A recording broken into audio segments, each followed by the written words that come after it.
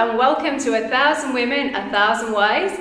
I'm Jennifer and today my guest is Julie and we're going to be talking about her journey towards using sperm donors. Yes, I'd been with my boyfriend for 8 years and I thought, I want to marry this guy, we're going to have children.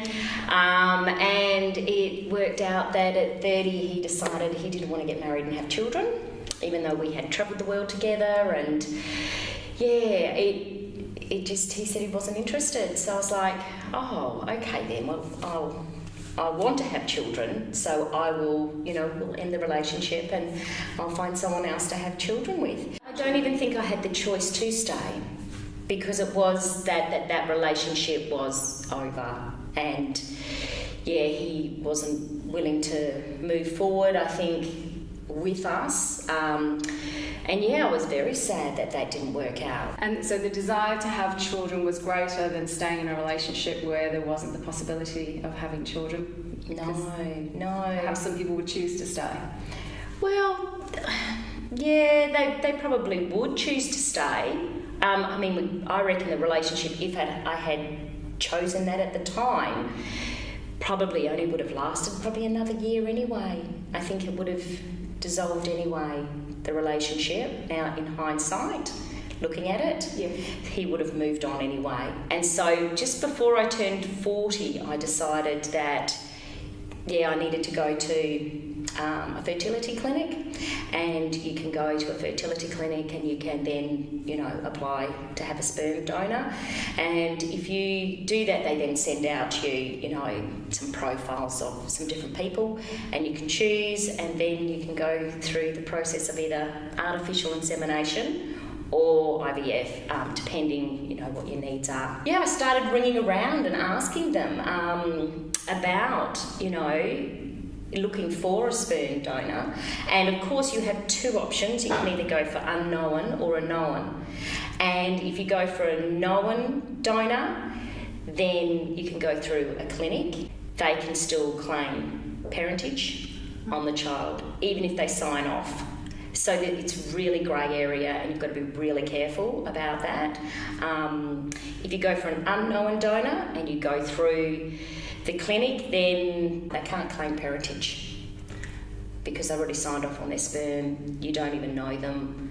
There's a whole load of laws protecting you. But your children can then try and find them at 18 if they want, and they can go on a voluntary sperm donor registry so that your children have the rights to access their biological history. And what are the costs going into this? I think for artificial insemination, you're probably looking around about maybe $1,500 to $2,000 a go. Yeah. And then if you're doing IVF, $10,000 a go to sort of do a full harvest of your eggs and then get them fertilised and put back. I've done artificial insemination, and then when that wasn't working because I was 39, I then moved to IVF, and I fell pregnant IVF first time with my daughter, which was fantastic. So I was so thrilled with that, especially after, failing so many artificial inseminations. And then I had some frozen embryos. And so once I had Katie, and I decided then that I'd like to go back and have a brother or sister for her, I then used the frozen embryos, and then that didn't work, and then I went back to IVF, and I did IVF again, and then that took me quite a few attempts, because I was 42 then, to try and fall pregnant because of my age.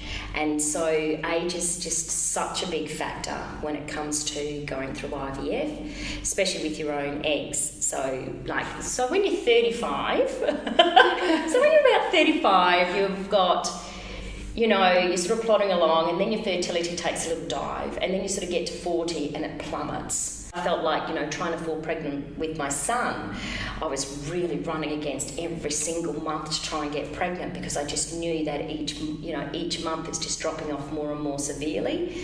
And so to anyone that wants to go and have children on their own earlier, is better. And don't wait till 40. Because I had in my head, 40, yeah, that's fine. All the celebrities get pregnant at 40. Everybody, you know, that's fine. I'll just wait, yeah. But no, that's not the reality. You get to 40 and you are already starting on a back foot with your fertility. You know, if you're thinking about it, I would get cracking at 35. Okay, mental There we go. Get going. I've got a group called Mumpreneurs WA. Yes, which we are currently just really forming at the moment, and we connect and support and train women in business, and we specialise in getting small businesses which mums are running, that they can come along with their children to be able to network, and they can bring their children to be able to get trained as well, which is just really important, because I think, you know, sometimes even if you've got your child in daycare, you need to use those days to actually make money rather than just training. So if you can bring your kids along to your training, I think that's really good. We're currently looking for sponsorship. So, you know, that's moving forward at the moment is where we're at with. So with the Mumpreneurs, it's growing. More and more women are coming along now. It's just fantastic. So, yeah, I think there's a real need that you can do it with your children as well, and not having to make those choices. Yeah, really going and having a couple of kids on your own is actually a big thing. It is a big thing, but, you know, you can do it. Yes. And it is achievable. And, you know, just, do it anyway. Give it a go.